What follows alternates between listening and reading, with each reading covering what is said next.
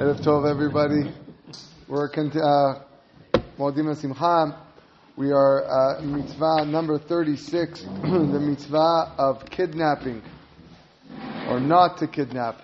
I should say that, not to kidnap. Shelo lignov nefesh miYisrael. We are commanded not to steal a member of the Jewish people. Shneimar lo tignov. As it says in the Ten Commandments, you shall not steal. Uba perush, the explanation is, shebegonev nefashot hakatuv medaber. This is talking about stealing people, and therefore that's what the mitzvah is. I should note over here that it also includes kidnapping other people, not just Jewish people, also included in this mitzvah. The purpose of the mitzvah, shoresh ha-mitzvah niglehu. It is obvious. That's all he says about it. He says, I don't need to explain why we should not kidnap people. So he leaves it as that. Dinei mitzvah, the laws of this mitzvah include kegon ma she'amru, what the Chachamim said in Masechet Sanhedrin, en chiluk ben gadol lekatan ben ish leisha. There's no difference in this mitzvah whether it's a male or female or an adult or a minor. The nefesh mikol makom mashma, when the pasuk says nefesh, it's in reference to any type of person. Yeah. V'dina ava gonev beno o hara v'talmido. There's other laws in case where a father kidnaps his son or a teacher kidnaps his students. V'yete pratea, and all the other laws mevarim v'perek yud aleph miSanhedrin are found in the 11th chapter of Masechet Sanhedrin. V'yisura noege b'chol makom. This prohibition applies in every location. V'zecharim v'nekevot, both for men and women.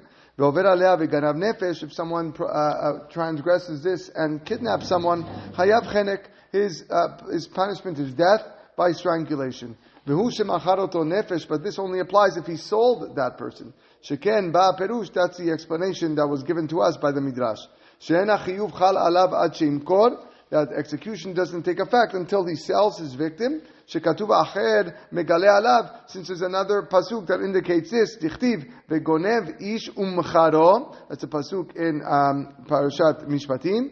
Mochumat, he shall die. So since it mentions very specifically over there that it has to be talking about someone that sold the person he kidnapped, so that is in essence one of the criteria that needs to happen in order for him to be liable to execution.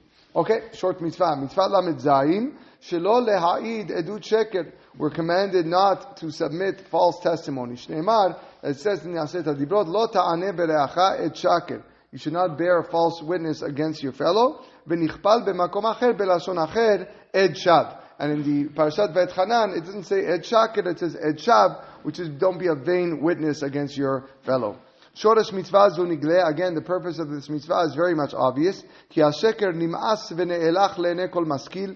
Falsehood is something that's repugnant and detestable to the eye of every person. Gam ki be'edut emet ha'olam omed, and we know that on the basis of truthful testimony, that's how the world exists. Shekol divrei rivot bnei adam mitbatlim be'edut anashim. All matters of dispute between people are negated when other people testify against him. If I have an issue with somebody else, there's a witness that comes and testifies, that's what upholds the truth. And therefore, edut sheker, if you have false testimony, siba lechurban ha'yishuv, that actually is a cause for the destruction of society. Dinei mitzvah, the laws that include in this mitzvah, kigon mi shemekablin edut umi en mekablin. Who are the type of people that we accept testimony from, and who are the types of people that we don't accept testimony from? Ubamei paslu bnei adam la'id, and how people become disqualified from testifying.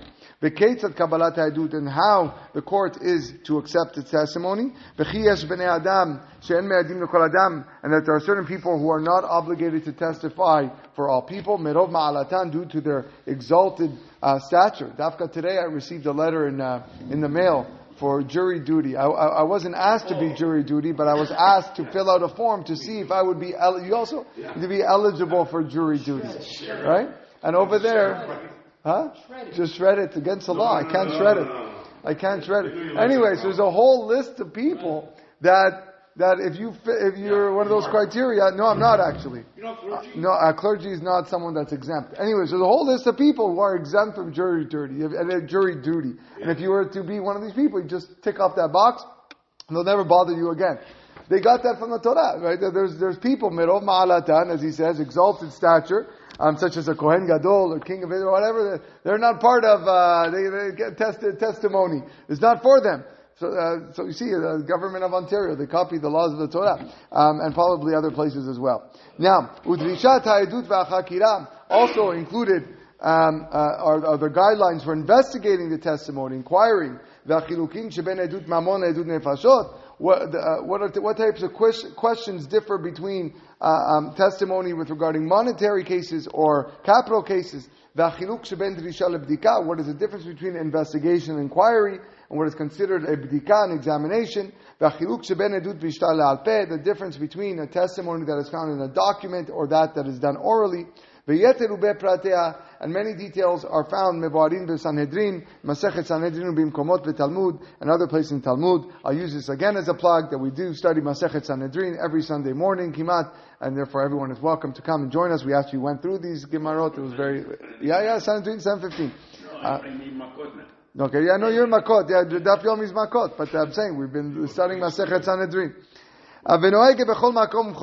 This prohibition applies in all locations and all times. Upon men, but not women. Why? Women are not subject to the laws of testifying. And the reason is why they don't testify in Bedin, because that requires an enormous amount of concentration and calmness of mind, and therefore women have other things on their mind that they have to worry about, mostly family, issues with their nida, with menstruation, where things can affect their, emotions and thinking skills, and therefore they don't testify in court. Someone who transgresses this and testifies falsely against his friend does not have a specific penalty. Rather, the Torah sets a framework for his penalty. The Beit Din does to him what he planned to do with his fellow, which is actually a big subject of Masechet Makot. And transgression of this prohibition gets him the malkut, lashes in some situations. V'sham b'Sanhedrin gam ken mitpa'er, which is also elaborated in Masechet Sanhedrin and Masechet Makot. Okay, we'll stop here.